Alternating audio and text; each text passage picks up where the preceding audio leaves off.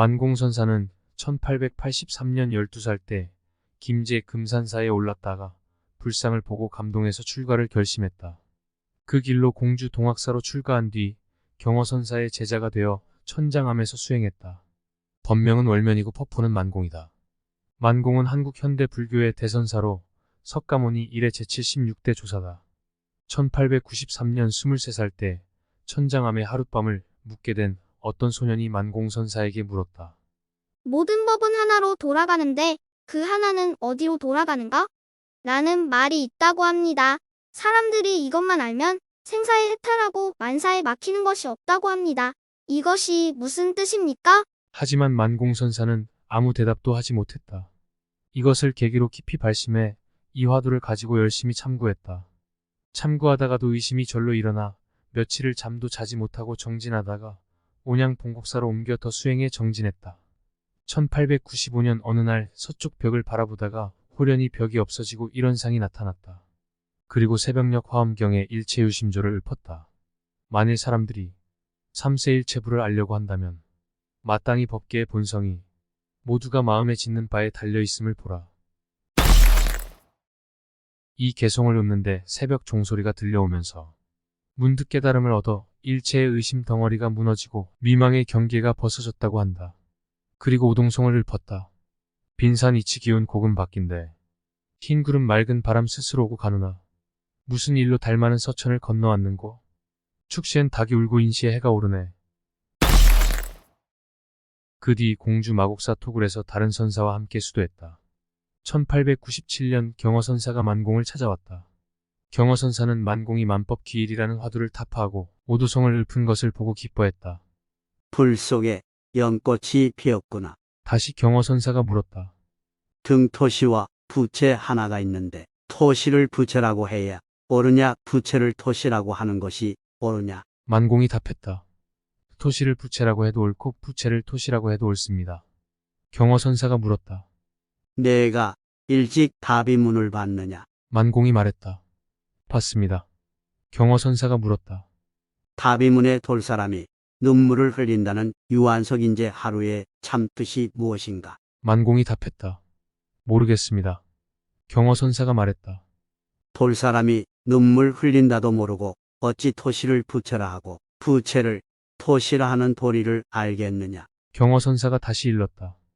만법기일 일기하처 화두는 더 이상 진보가 없으니 조주선사의 무자 화두를 다시 들어라. 그리고 원돈문을 짓지 말고 경절문을 지으라. 원돈문은 삼라만상 두두물물이 부처 아님이 없고 진리 아님이 없다는 불의와 공의 경지를 터득한 것을 말한다. 화엄학에서 말하는 법신의 경지다. 경절문은 불교 수행 시 단계적인 절차를 거치지 않고 본래 면목을 터득해 바로 부처의 경지에 오르게 하는 것을 말한다. 만법기일 일기화처는 대종경 성리품 17장의 법문으로 만법이 하나로 돌아갔다 하니 하나. 그것은 어디로 돌아갈 것인가? 라는 뜻이다. 경허선사는 만공선사가 만법귀일을 깨달았으나 아직 일기화처를 얻지 못한 점을 들었다. 이는 만공선사가 한 차례 견처가 있었고 팔부의 눈이 열린 상태지만 전체가 열리지 않았다는 의미다. 경허의 이런 가르침은 가나선의 요체로 경허선사의 법맥을 이은 만공선사는 이후 가나선의 수행과 보급에 전력을 다했다. 만공선사는 스승이 던진 조주선사의 무자 화두를 가지고 열심히 정진했다. 그리고 1898년 부석사에 있는 경허선사를 찾아가 날마다 가르침을 청했다. 1901년 경허선사를 떠나 통도사 배구남에 들러 며칠 머물렀다. 어느 날 새벽 범종 치는 소리를 들으며 이 종소리가 법계를 두루 퍼져 철벽의 어둠이 모두 밝게 하소서. 이 기도와 함께 그는 크게 깨달았다. 그리고 1904년 경허선사로부터 전법계를 받았다. 구름 달 시냇물 산 곳곳마다 근데 수산선자의 대가풍이여 은근히 무문인을 부촉하노니 한조가 권세 깃들이 눈 속에 살았구나. 이후 경허선사는 만공이라는 퍼포를 내리고 자신의 주장자를 주면서 자신의 법맥을 잇게 했다. 이후부터 만공선사는 전국을 돌아다니며 선지식을 만나 법문을 나누고 수덕사 뒤편 작은 초함을 짓고 보임 공부를 했다. 이때 사방에서 모여든 수행승들이 그에게 설법을 간청하자 여러 번 사양하다가 마침내 법을 설하고 참선을 하려는 수도승들을 지도했다. 만공선사는 경어선사만큼이나 상당히 파격적인 기행과 발언으로 유명했다고 한다. 만공선사는 존재의 본체를 마음 자성 불성 여여불 허공 주인공 본래 면목 자심 동그라미 등으로 표현하였다. 여기서 여여불은 첫째 차별을 떠난 있는 그대로의 참모습을 깨달은 부처를 말하고, 둘째 진리 그 자체거나 진리를 있는 그대로 드러낸 우주 그 자체를 뜻한다. 만공선사는 개인의 참된 본질이 우주 만물의 본체와 하나라고 보았다. 불교의 진수는 인간이 스스로 마음을 깨닫는 데 있으며 인간의 가치 있는 삶도 이 깨달음을 통해 성취된다고 한다. 수행을 통해 차별이나 분별의 관념에서 벗어나면 편벽됨이 없이 두루 자유롭게 지혜와 자비를 활용할 수 있게 된다. 이때 자신이 바로 부처고 스승이라고 했다.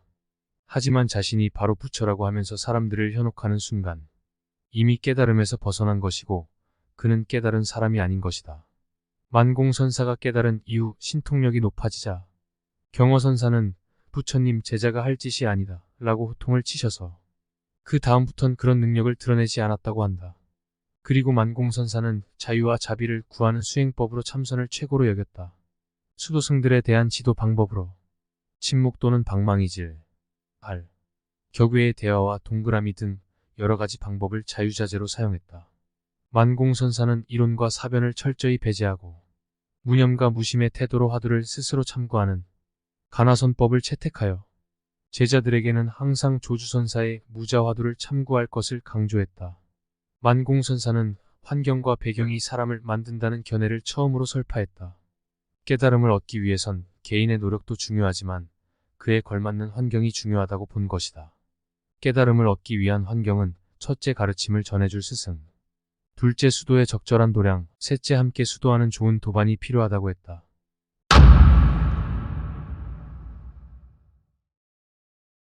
(1937년) 만공선사가 마곡사의 주지로 지낼 때 조선 총독부에서 31개 본산 주지회의가 열려 참석했다. 조선 총독부가 조선 불교를 일본식으로 바꿔 대처, 식육, 음주 등 파괴적인 행동을 하도록 하자 호통을 치며 공박했다. 청정이 본연이건을 어찌하여 산하대지가 나왔는가. 그리고 회의석상에서 미나미지로 총독에게 이렇게 말했다. 테라우치 전 총독은 조선 승려들을 파괴시킨 죄인이다. 그는 지금 죽어 무간아비 지옥에 떨어져 한량없는 고통을 받고 있을 것이다.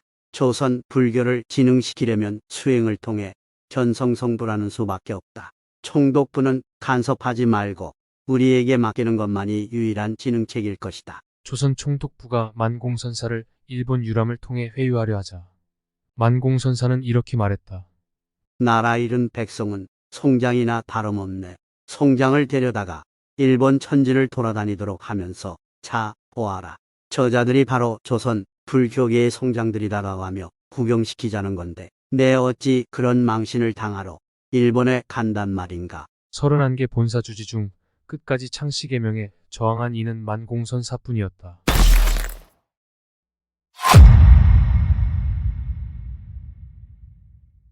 어느 날 어떤 학인이 만공선사에게 물었다. 불법은 어디에 있습니까? 만공선사가 말했다. 내 눈앞에 있느니라. 학인이 물었다. 눈앞에 있다면 왜 저는 보지 못합니까? 만공선사가 말했다. 너에게는 나라는 상이 있기 때문이다. 학인이 물었다. 스님께서는 보셨습니까? 만공선사가 말했다. 너만 있어도 안 보이는데 나까지 있다면 더욱 보지 못한다. 학인이 물었다. 나도 없고 스님도 없으면 볼 수 있겠습니까? 만공선사가 말했다. 나도 없고 너도 없는데 보려고 하는 자 누구냐? 나와 너를 구분짓는 마음이 바로 분별심이라는 의미다. 즉, 나의 상만 있어도 못 보는데 다른 사람의 상마저 있다면 더욱 볼 수 없다는 것이다.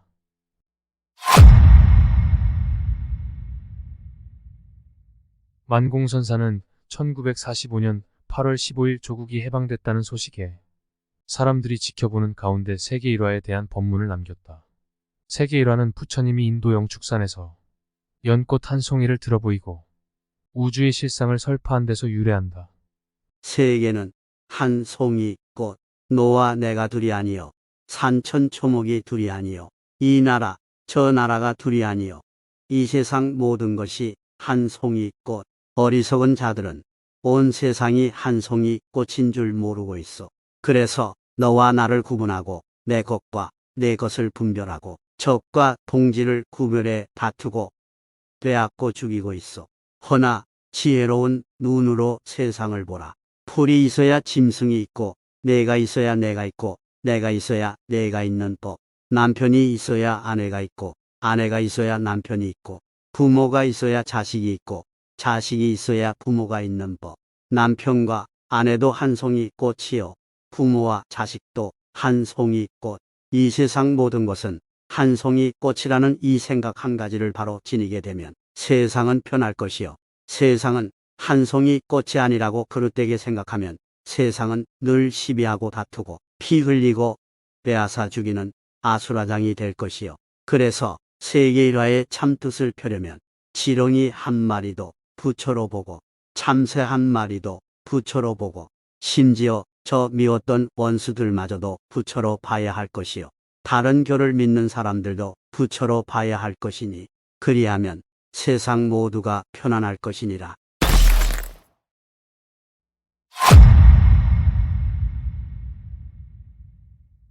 덕숭산 수덕사의 말사인 정해사에는 불유각이라는 정자가 있다. 부처님의 저수이란 뜻이다. 만공선사가 직접 이름을 짓고 현판까지 쓴 건물이다. 만공선사가 불상을 보며 말했다. 부처님, 젖이 저렇게 크시니 수야들이 굶지는 않겠구나. 옆에 있던 제자가 답했다. 무슨 복으로 부처님 젖을 먹을 수 있겠습니까? 복을 짓지 않고는 그 젖을 먹을 수 없습니다. 그러자 만공은 이렇게 답했다. 그대는 부처님을 건드리기만 하고 젖을 먹지는 못하는군. 말년에 덕숭산 동편 산정에 한 칸 띠집을 지어 전월사라 부르고 홀로 둥근 달을 굴리시다가 어느 날 목욕 단죄한 후 거울에 비친 자기 모습을 보며 말했다. 이 사람 망공. 자네와 나는 70여 년을 동고동락했지만 오늘이 마지막일세. 그동안 수고했네. 이 말을 남기고 껄껄 웃으며 입적했다고 한다. 세수 76세, 범랍은 62세였다. 범맥은 경어 75대, 만공 76대, 전강 77대로 이어졌다.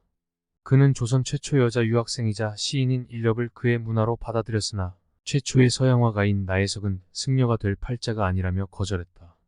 만공선사는 만해 한용운을 통해 독립자금을 건넸고 만해 한용운은 만공선사를 투국 사자후라고 불렀다고 한다.